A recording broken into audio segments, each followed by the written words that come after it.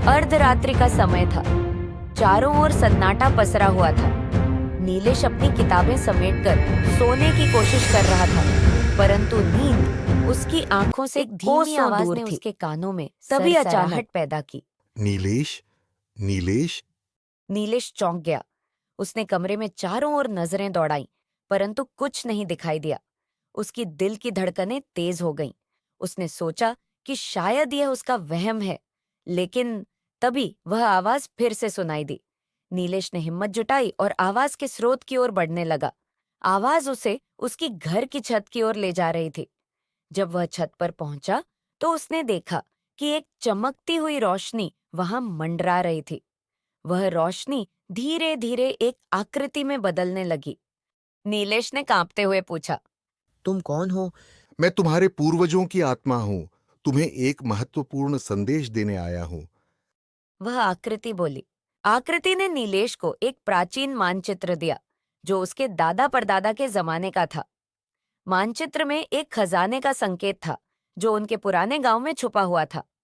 नीलेश ने यह सोचते हुए मानचित्र को थाम लिया कि यह एक सपना है, लेकिन जब उसने खुद को चुटकी काटी, तो दर्द ने उसे यकीन दिला दिया कि यह सच्चाई है।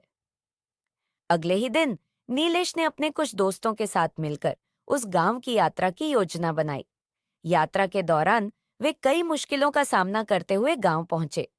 मानचित्र के अनुसार खजाना एक पुराने कुएं के पास छुपा हुआ था। कुएं के पास पहुंचते ही नीलेश और उसके दोस्त वहां खुदाई करने लगे।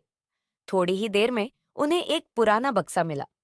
बक्सा बहुत भारी था और उस पर प्राचीन लेख अंकित थे। नीलेश ने बक्से को खोलने का प्रयास किया, परंतु वह नहीं खुला। तभी उसे आकृति की दी गई चाबी याद आई। उसने चाबी बक्से में डाली और बक्सा खुल गया। बक्से के अंदर केवल एक पत्र और कुछ प्राचीन सिक्के थे। पत्र में लिखा था, प्रिय वंशज, यह खजाना तुम्हारी ईमानदारी और परिश्रम का पुरस्कार है।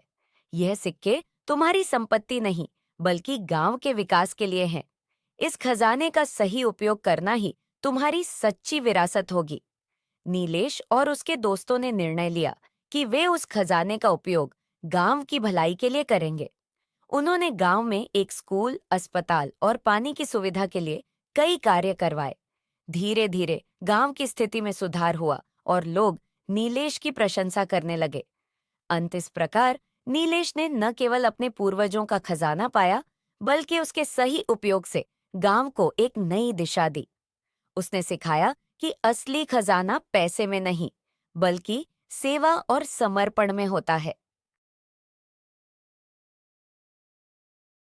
इस कहानी के माध्यम से हमें यह सीख मिलती है कि सच्ची विरासत वह नहीं होती जो हमें मिलती है, बल्कि वह होती है जो हम दूसरों के लिए छोड़कर जाते हैं।